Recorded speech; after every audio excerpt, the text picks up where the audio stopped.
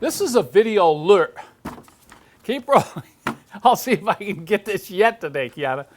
This is a video alert for you W123 owners. This applies to all models from 1976 right up to 1985, particularly diesel owners, the late turbo diesel owners. I'm not particularly sure why this is such a problem with turbo diesels. Maybe it's because those cars get driven so many miles, but I also think it might be due to the higher oil temperatures in the turbo diesel engine as to opposed to the non-turbos 300 and 240Ds. The problem comes from the engine instrument cluster that I'm holding here. And I'm sure if any of you have had this problem, you're going to laugh when you say suddenly you see oil dripping on your feet and you go, what in the world is happening here? Well, let me explain.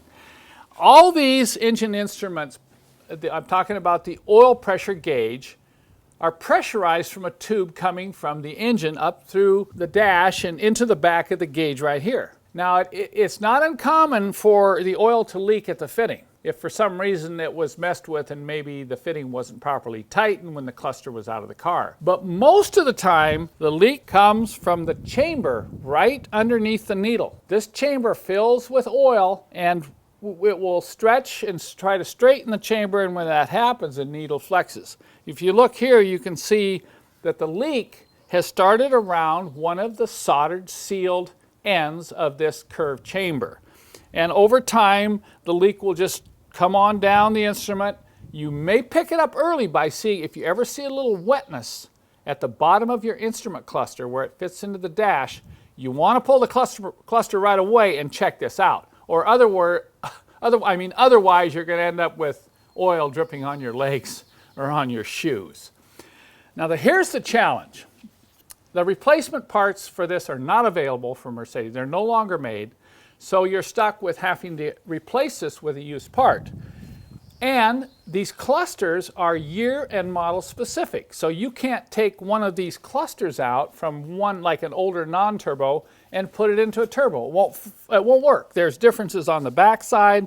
With the plug arrangement, there's also differences in the circuitry on this phenolic circuit board. So you got to be careful. You got to make sure if you're going after a used cluster that you're getting, the same period, same model year as the one you're trying to replace. But what I discovered is that the actuator, the actual oil pressure actuator, is the same on all the diesel models, and I'm pretty sure it's the same on the gas models.